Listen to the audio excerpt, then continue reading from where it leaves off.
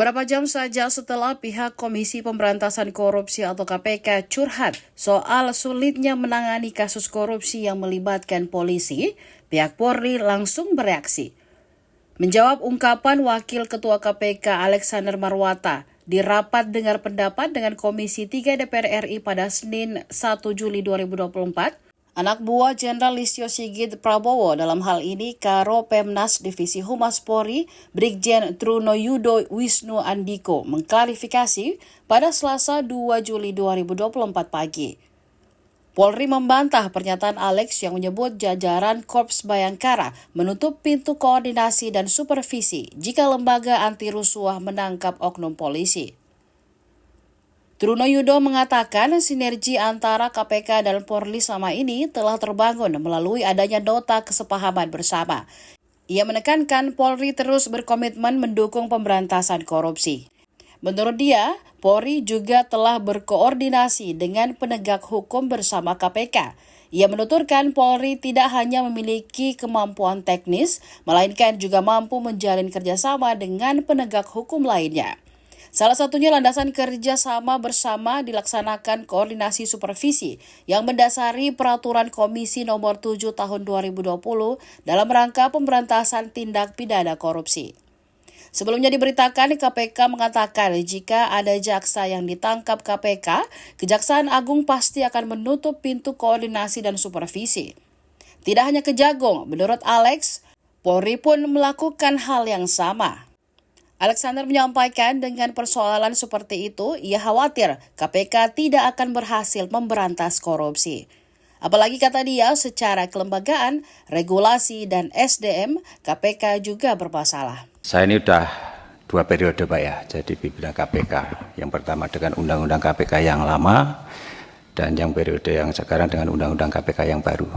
Jadi saya sering ditanya, sebelum dan sesudah perubahan undang-undang itu apakah ada bedanya? Ya, sampai sekarang isu itu masih sering dipertanyakan. Seolah-olah undang-undang KPK yang sekarang ini ada pelemahan. Ya.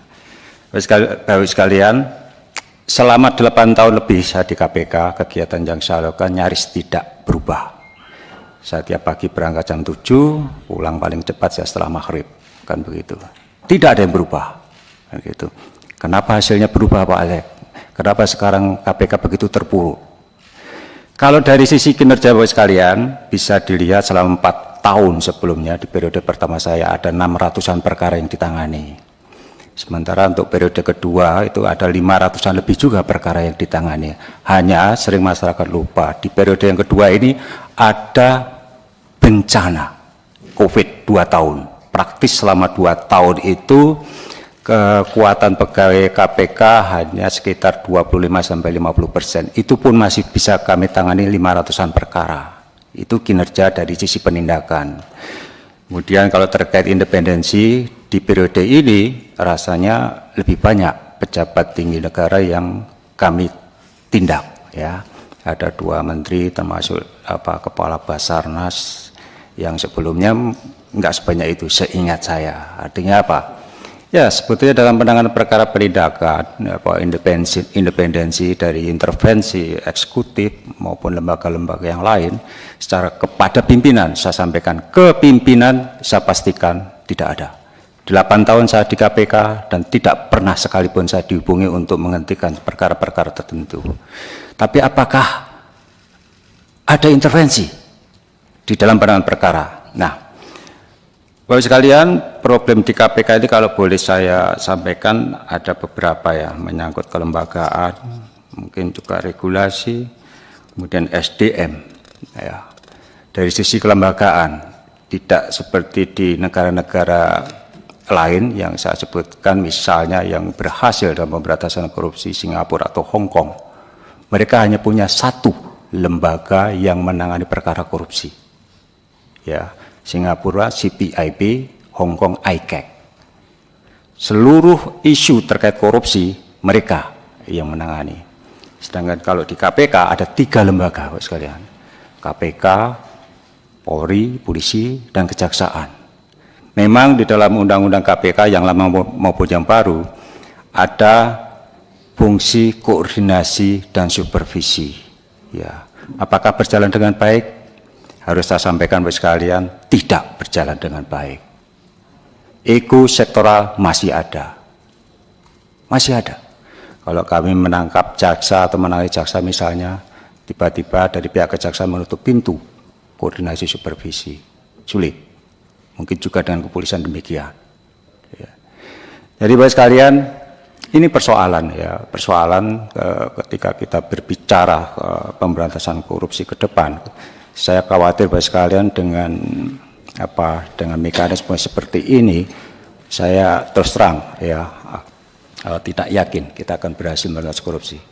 Dan saya harus mengakui ya secara pribadi, 8 tahun saya di KPK kalau ditanya apakah Pak Alep berhasil, saya tidak akan sungkan-sungkan, saya gagal memberantas korupsi Bapak sekalian, gagal. Gitu kan. Paling tidak kalau dilihat dari indeks persepsi korupsi, saya masih ingat tahun 2015 pertama kali saya masuk di KPK, IPK itu 34, sempat naik menjadi angka 40. Sekarang kembali lagi di titik 34. Ya. Kalau bicara IPK, masyarakat menyorot KPK pada banyak aspek lain selain korupsi yang menjadi domainnya KPK. Ya. Ya, ada kemudian investasi, ada terkait penegakan hukum, kemudian ada kemudian berbisnis dan lain. Ada 8 indeks dalam IPK itu dan tidak semuanya itu menjadi domain KPK. Ya. Artinya apa? Dari satu sisi Download Tribun X sekarang, menghadirkan lokal menjadi Indonesia.